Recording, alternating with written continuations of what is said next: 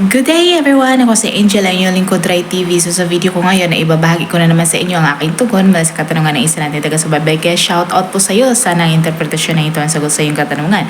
At para na din sa inyo dyan na may katulad sa paniginip na ito, paalala ko lamang lagi na ito ay isang general interpretation. Kaya hinihiling ko sa inyo na unawain na tingnan mabuti ang mga nangyayari sa inyong buhay ngayon at gamitin na inyong sariling intuition at mag-connect directly sa mga impormasyon na maaaring ibabahagi ko.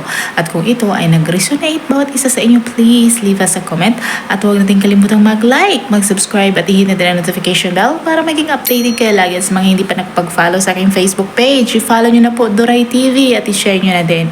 Maraming salamat.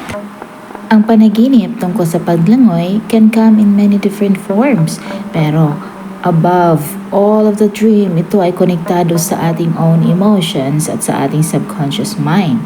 Ang paglangoy has been a leisure activity since the Egyptian times, and mainly as a survival, ito ay nag-appear sa ating panaginip kapag nagkaroon tayo ng somewhat emotional.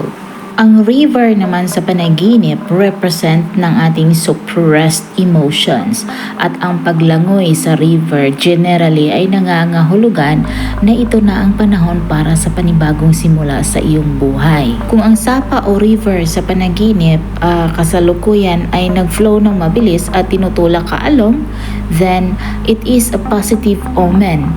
Ang river o sapa ay maaari din nagsignify na maaaring makakasalamuha ka ng isang positive emotion going forward. Ang malabo na tubig sa river or sapa sa iyong panaginip ay maaaring isang representasyon or isang warning para sa iyo para protektahan ang iyong sarili, para hindi ka magkakasakit or not to become ill in the coming days. At ang panaginip kung saan lumalangoy ka sa sapa ay maaaring nangangahulugan din na merong someone na talagang masyadong mahal mo or you are madly in love with. O nasasabihin ko muna sa iyo na ang iyong emotions ay maaaring might be overwhelming, na maaaring nagiging resulta na nakakalimutan mo na ang mga basic responsibilities. Kaya kung nagkakaroon ka ng ganitong panaginip, mas maganda na tingnan mo ang iyong senses at subukan mong mamuhay sa normal life at tandaan lagi na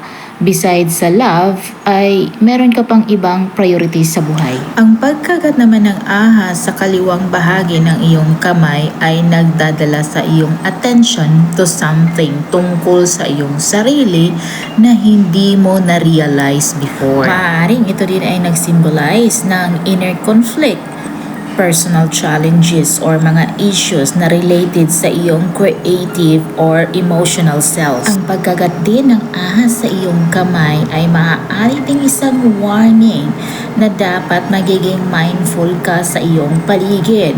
Ito ay maaaring isang warning na someone or something ay sinusubukang take advantage sa iyo or samantalahin ka. So dapat ay kailangan mo magiging maingat sa mga tao at sa mga sitwasyon kung saan ang iyong sarili ay naroon. Sana nagustuhan niyo ang dream interpretation na binahagi ko sa inyo ngayon at pakibahagi natin sa inyong mga opinion at katanungan sa pamamagitan ng pagkomento sa baba. At kung ikaw ay bago pa lang sa aking channel ay huwag kalimutang mag-like, mag-subscribe at i-hit na din ang notification bell para maging updated kayo lagi. At sa mga hindi pa nakapag-follow sa aking Facebook page, i-follow nyo na po Duray TV at i-share nyo na din.